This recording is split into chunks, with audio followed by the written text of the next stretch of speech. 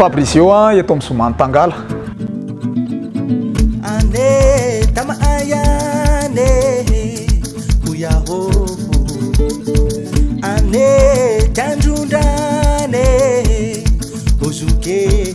Falmirabantsika rehetra Fabrizio eto amin'ny Somany Tangala, nutritionniste diplômé. Akoatra ny fianarana momba ny nutritionniste dia mianatra ihany koa momba ny personal training. Ao anatin'ny personal training mianatra zavatra maro toy ny physiologie, anatomie ary science des exercices. Efa eo am-pananganana orinasa kely ihany koa ny tenako izay mitondra ny anarana hoe Liftop.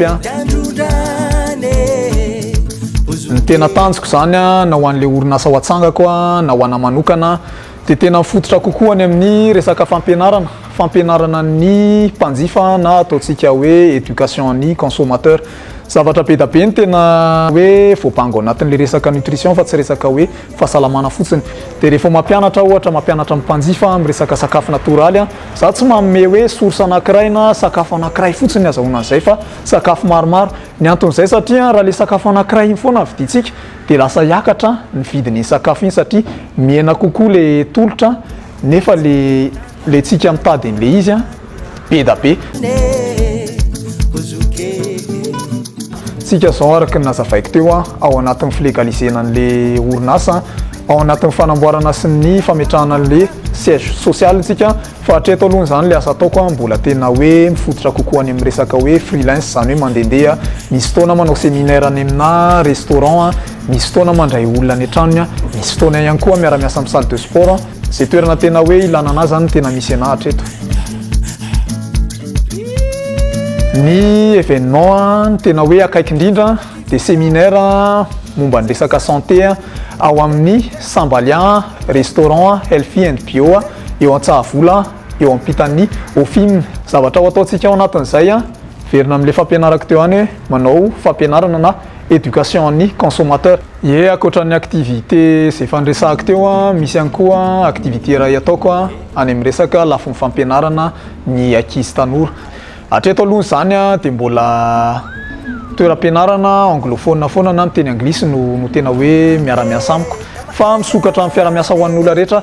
Mahatonga an'izay any amin'ny toeram-pianarana anglophone misy ny antsoina hoe life skills. Dia ao anatin'io life skills io zany karazana éducation pédagogique izy, zany hoe ao ianao mampianatra ny ankizy hoe inona ny ilavana an'ilay zavatra ianarana any am-pianarana io.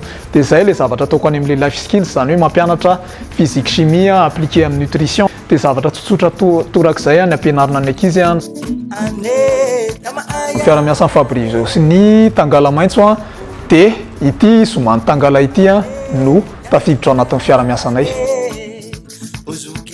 Fa anareo mahazo ana dia amin'ny alalan'ny compte izay mitondra ny anarana hoe Fabrizio, ny Facebook zay, ny Instagram koa zay, ny WhatsApp ihany koa zay. Ny tena hoe ahitanana tsara sy matetika dia amin'ny Facebook sy Messenger.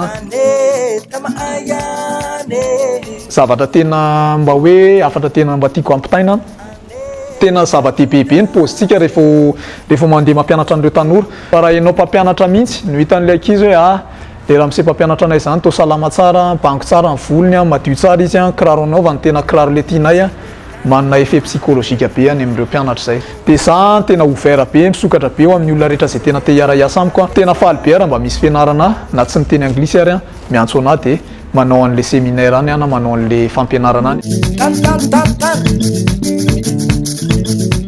Somany Tangala, Ranty, Takalo, Zara.